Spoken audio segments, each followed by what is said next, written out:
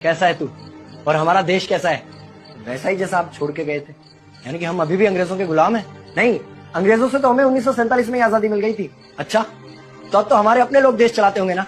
हाँ, तब तो देश काफी आगे बढ़ गया होगा। जब हमारे अपने लोग देश चला रहे हैं तो गरीबी और भ्रष्टाचार का तो नाम ही नहीं होगा। सबको बराबर हक दिया जाता होगा, किसानों और मजदूरों का अच्छा ध्यान रखा जाता होगा ना? नहीं, ऐसा तो कुछ नहीं है। तो कैसा है बताना मुझे।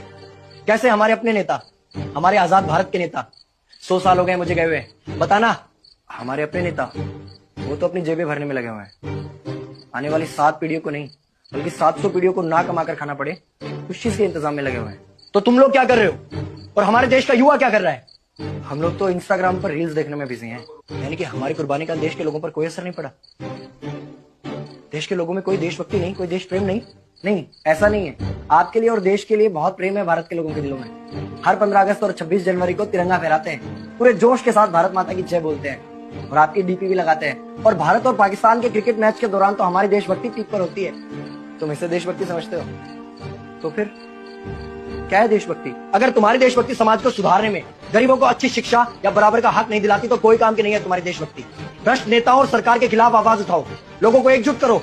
लेकिन अगर हमने सरकार के खिलाफ आवाज उठाई या नेताओं से सवाल पूछे तो हमें एंटी नेशनलिस्ट कहा जाएगा या हमें गद्दार करार दे दिया जाएगा। तो डरता है। 23 साल का था मैं जब अंग्रेजों ने मुझे फांसी पर चढ़ा दिया। मुझे तो आतंकवादी कहा गया था। अगर अब नहीं जागे तो ये देश सोता रहेगा। ये सरकारें, ये नेता देश को बेच खाएंगे।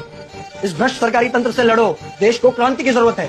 क्रांति यानी कि हमें हथियार उठाने होंगे, बंदूकें उठानी होंगी जैसे आपने उठाई थी। नहीं, हमारी क्रांति विचारों की थी। जब अंग्रेजी हुकूमत ने हमारी आवाज नहीं सुनी तो हमने और जोर से आवाज लगाई और अपने विचार रखे। और क्रांति केवल सत्ता को बदलने तक सीमित नहीं है बल्कि इस भ्रष्ट अन्यायी तंत्र को जड़ से उखाड़ कर फेंकना है। पर ये होगा कैसे? अपने आसपास से शुरुआत करो। जो भी तुम्हें भ्रष्ट नजर आए उसके खिलाफ आवाज उठाओ, एक्शन लो।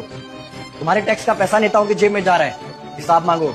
अपने वोट का सही इस्तेमाल करो, लोगों को जागरूक करो और इस देश को आजाद करवाओ। इंकलाब जिंदाबाद, इंकलाब जिंदाबाद। देख भाई, शक्ल मत देख, पॉइंट के बाद बोलता हूँ। जब काटने वाले लोग चाटने लग जाए ना तो समझ के लेने का वक्त अपना चल रहा है रे बाबा।